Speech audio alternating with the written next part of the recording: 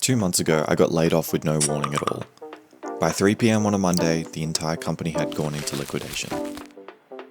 Today, a project I almost gave up on, just like so many before it, is finally live on Steam. Here's the part in between that creators don't talk about. Shiny object syndrome is something you hear a lot about in the creative industry. Like a siren song, a new idea looks the most alluring from the eyes of a creative burnout. My project list on Notion is a constant wall of these reminders. Past personal deadlines and the dreaded dropped tag cover the screen head to toe. It's embarrassing. Unemployed with my next uni semester still a while away, I finally had the perfect chance to hold myself accountable. Do something I'd never done before. Press release. I was sitting in the passenger seat on a 2-hour drive home with nothing to do but sit there and think, craving that feeling again of starting something new. But the thing I kept coming back to wasn't a cool mechanic or gameplay idea. It was just a feeling. You feel all this pressure to finish a job assigned to you. Everyone's counting on you for it, but when it's done, there's nothing. No praise or direction on what you're meant to do next. Which, yeah, that just happened to me. All those hours stressing over design deadlines at work were now meaningless. Nobody is there to see my work or tell me what to do next. By the time I got home, I had a pretty good idea of what it was. A little vacuum cleaner traveling across a bunch of islands to do its job. Where the puzzles are the environment itself. Everyone else can navigate it with ease, but you have to figure it out on your own. And then I opened Notion, ready to spew all my ideas onto a blank page. But it was already there. The same idea, written a year prior, tagged as dropped. Picking it up where I left it off a year ago, I created a new project in Unity and started to get to work. I installed every plugin under the sun to make it easy. Terrain painting, pre-made character controllers, and complex visual effects like swaying grass to fill out the empty world. It ran horribly. I use a pretty decent MacBook Pro for my work, which, all things considered, shouldn't struggle at this, but everything was running in slow motion. The bloat of resource-intensive plugins and unoptimized objects everywhere made it a nightmare to work in. On top of that, with the tiny scale of my vacuum, the world was impossible for it to traverse. The slightest bump on the ground stopped you completely in your tracks. It felt horrible to play. Then, out of the blue, I got a message. A game jam named the Cozy Game Jam had just kicked off, and a few of my friends were building a team to work on it. And honestly, I didn't need that much convincing. I told myself it'd be good for me. Spend a week with people, make something small, and come back to the project fresh.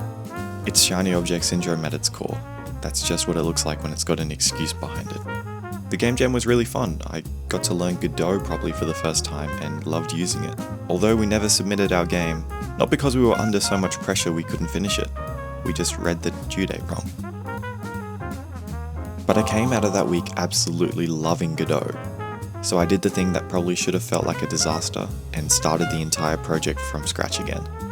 The difference this time is I stopped fighting all the resource-intensive plugins and designed my way around them instead. No more terrain painter making impossible slopes. Instead, I hand-placed flat floor tiles to keep everything consistent. Then I got the robot vacuum working, pulled a bunch of nice assets off Poly Pizza, and made some shaders to make the world feel more alive. The first proper puzzle I built is leaves on a solar panel. It's got no power, so the door won't open. You suck the leaves off, charging it up, and the door opens. It's a tiny thing, but it stops you completely. And then I had a level. Tutorial, first puzzle, nice visuals, about 2 minutes of game you could actually play start to finish. Something I could send to friends and say, I made that. And I was so happy with it, but also immediately starting to freak out, because I've been here before. This is exactly where every project on that Notion wall died. Not because they were failed ideas, they died right here at a good stopping point, where you've got something to show someone and everything else left is just work. That's when the dropped tag goes on. It's not always when it gets too hard, it's when it stops being fun and starts being a job. So I sat myself down for an afternoon with my design book and drew out the next few levels. And that's it. That's the whole thing I did differently. I just didn't let the gratification of good enough to show count as finished. After that, things went fast. One day I'd build the set, the next I'd wire it all up, hook it into the systems and make it actually work. So a new level came into existence every couple of days. And you can kind of watch it happen in my commit history, which I wrote like diary entries. And then I hit level 5. I was up till 2 AM looking at what I'd made, and I just wanted to delete it all. Everything felt ugly and cheap. Nothing was working like I wanted it to. But then every morning after, I'd chuck the game up on the TV, grab my notebook and just play. I'd write every problem I could find, then fix them one by one that day until it all felt right again. I'll be honest though, those last levels didn't get the love that the first level got. I wasn't making my best work at that point, I was just making a finished thing. And nobody really says that bit out loud, which is probably why so many people never ship anything. And then, right at the finish line, my side phone showed up. If you watched my last video, you've seen how much work I put into this cool little device. I wanted to break out my design files and start iterating the second I could. But the deal was June 16th to July 16th. 30 days, so it had to wait. July 15th, 0.2.0 is ready, 1 day early. And then I found out Steam makes you sit on a store page for at least 30 days before they'll actually let you release it. Which I think is pretty funny. I gave myself 30 days to lock in and finish an idea, and then Steam gave me another 30 days to sit there and reflect on it. So the day this video drops is actually the release date of my game. I don't really have a system to give you. I'm not going to pretend like I fixed something about myself. I finished one project, and that's really just a start.